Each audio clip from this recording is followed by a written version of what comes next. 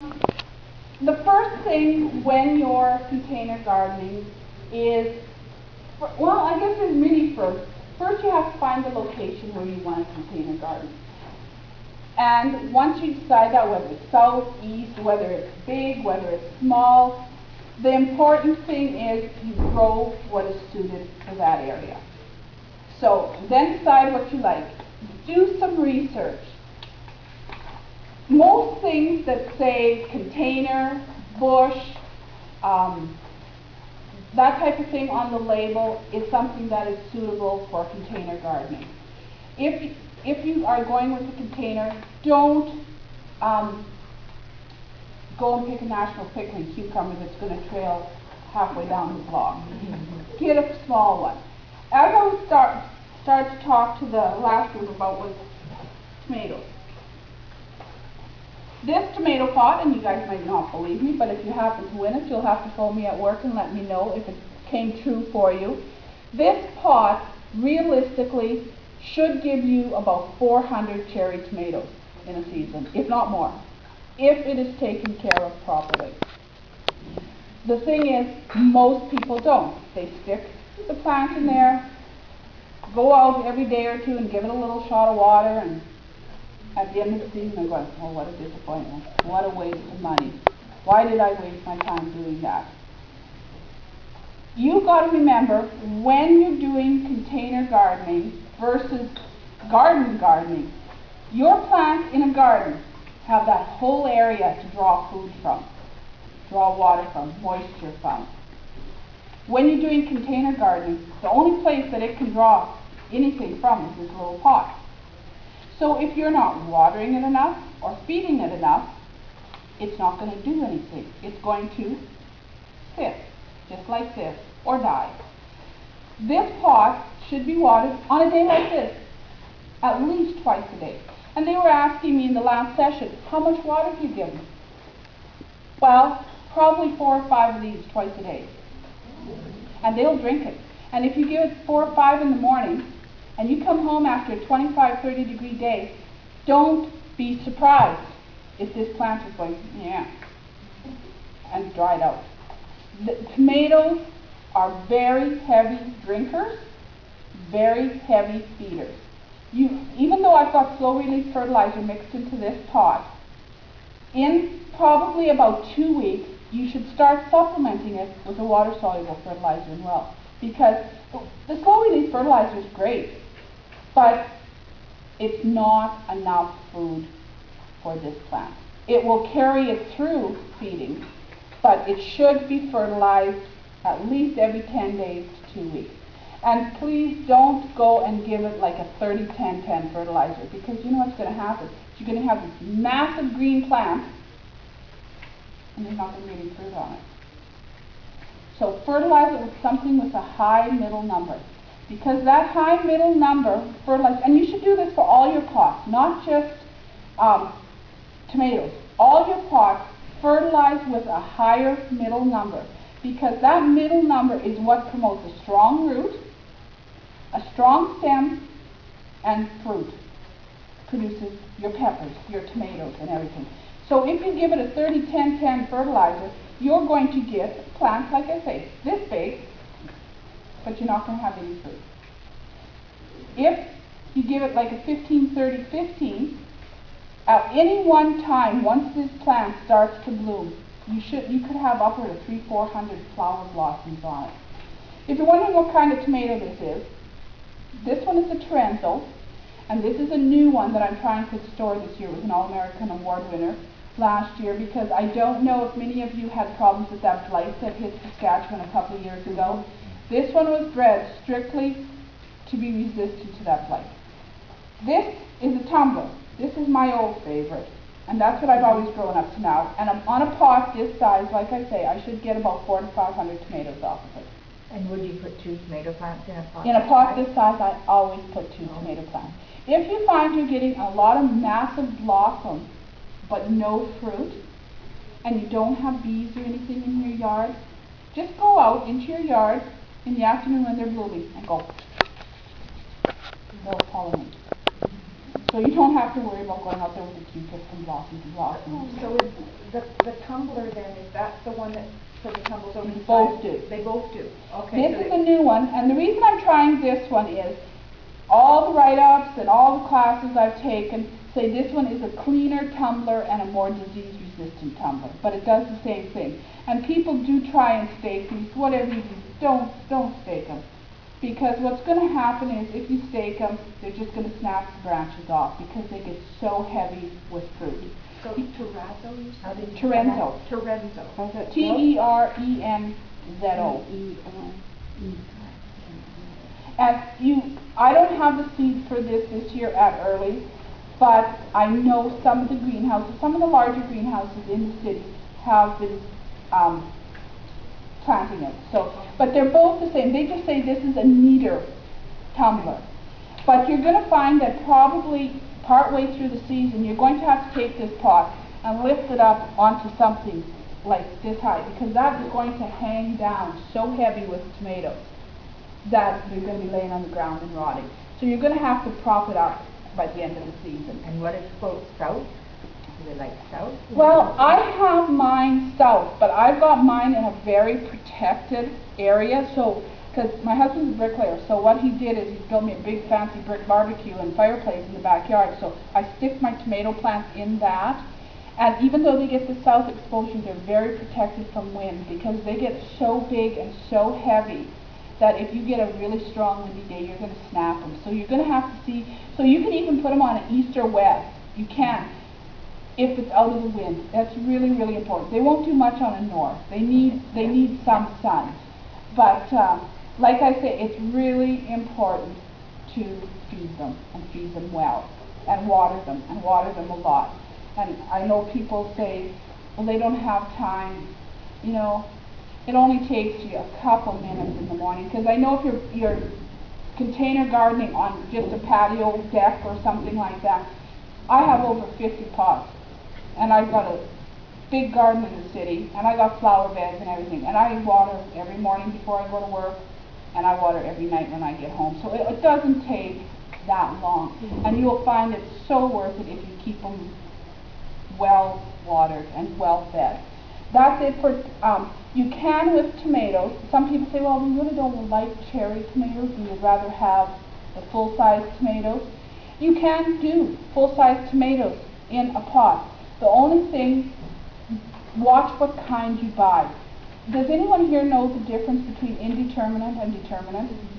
No, I was going to ask if the tumbler is indeterminate. It's indeterminate. You just let it flop. But you don't, well, it's really hard with this because an indeterminate one, it says you need pruning. These you don't prune. But you don't stake them, whereas the indeterminate ones you stake.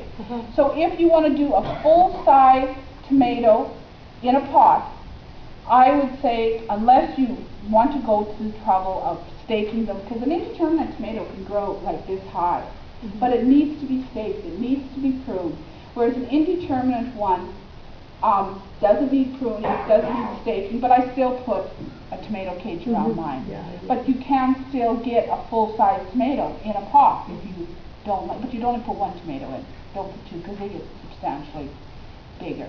But no, there's no rule saying you have to stay with a cherry tomato. You can even go with cherry tomatoes though that don't flop like a tumbler, like your Tiny Tims and stuff like that. They're very strong erect plants, but they're a cherry tomato as well. So it's all your own choice on what you want to do.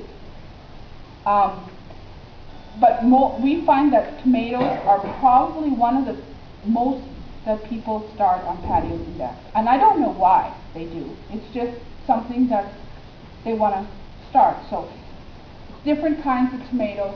The important thing is, and I want to stress this more than anything, is when you decide to container garden, get good soil. If you're going to spend the money on pots, spend the money on plants or seed and fertilizer and all of this other stuff, and you buy not good soil, you're not going to have any luck. So what's good soil? What does it say on the package? Okay, for one thing, when you're vegetable container gardening, make sure when you read the label, do not get soil with water polymers in it.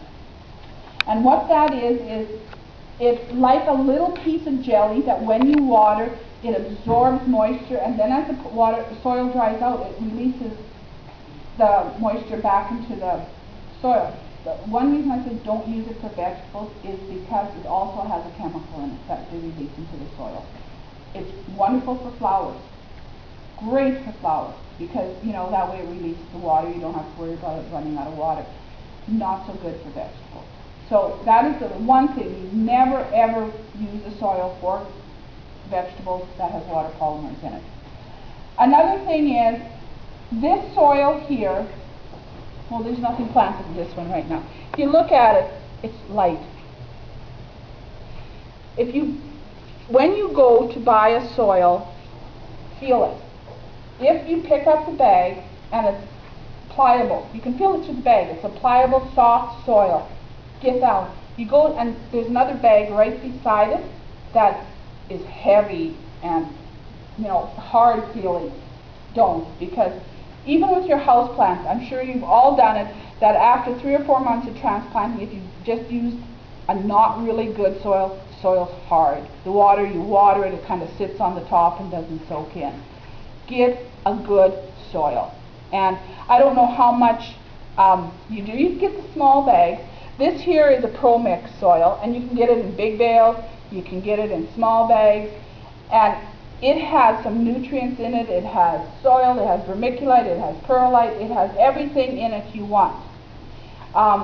There's Miracle Grow, there's numerous kinds, and you don't just have to buy them at Early's or Dutch Growers or any garden center. Like Walmart, Canadian Tire, they all have it too. Get a good one.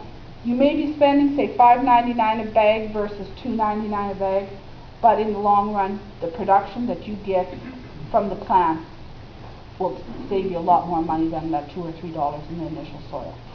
It's really important when you start to garden, container gardens, that your soil is good. And the last class was saying, well, do I have to dump all my soil out every year? You don't have to. I've got some big clay pots that are probably this big. I'd need a forklift to lift them to dump it out. You can just take out, say, this much soil, and replenish it with a new soil. So, in the long run, it's not that expensive.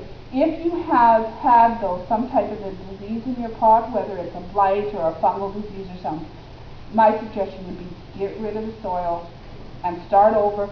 But if you're going to use the same spot, wash your pots out with bleach and water. 1 part bleach, 3 parts water.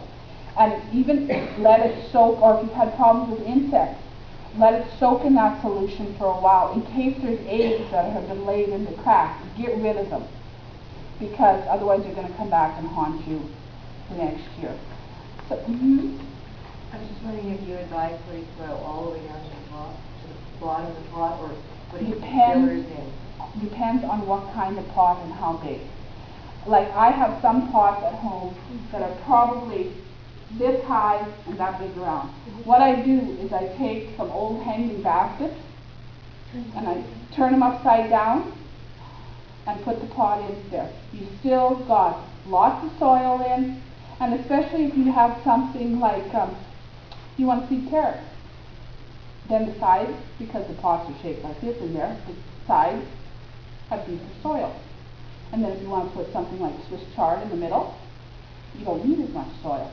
But if you've got big pots like this, I put soil all the way down. Because you will be surprised at the end of the year when you go to dump this pot out, you'll turn it upside down to dump it, and it'll be solid roots, this whole pot. So it needs a pot with this much soil in for tomatoes. Okay, so that's the tomato. Any questions on tomatoes? No? Oh. Should you put 2 varieties, like you've got 2 different varieties and they don't cross-pollinate, or? You know what? I'm really having a little bit of a hard time with this cross-pollination thing. I've always, they say, well, you shouldn't plant cucumbers beside each other if one's this and one's that. The only thing that I have adhered to the rule of not planting 2 varieties close to each other is corn, because if they do cross-pollinate, you get really deformed cobs and everything. And some squashes. I actually tried it as an experiment a few years ago, and I did a buttercup squash beside, it was, no, it was some sweet potato squash. I try everything new at the farm. And I ended up with these long, deformed buttercup squash on my butter. Like they were, like, instead of being round and thick like a buttercup, I had these, they looked, the outside and the inside looked like buttercup, but they were long and like a zucchini. So that kind of thing. But tomatoes, I probably start 30 different varieties of tomatoes every year. I plant 100 plants out at the farm. And with my 4-year-old grandson helping me plant, it could be anything. So I've never had a problem with anything cross-pollinating. So, you know, it depends on the thing. But tomatoes, I plant cucumbers. I probably plant 10 varieties of cucumbers. They intertwine with each other and everything. Yeah, I've never had a problem. Corn and some squashes, I have had problems with. How far apart should the varieties of corn be? 30 feet. Yeah. And don't, with corn, I actually had a lady yell at me the other day at work because I said you should plant corn. If you don't have a huge garden but you want corn, plant 3 short rows versus 1 long row because they need the wind to cross-pollinate. And this lady came up to me and said, I have been gardening for 50 years and I have never planted more than 1 row. And I have beautiful corn every year. I thought, you know, that's really strange. So the more I questioned her, the more I found out that her neighbor's garden is right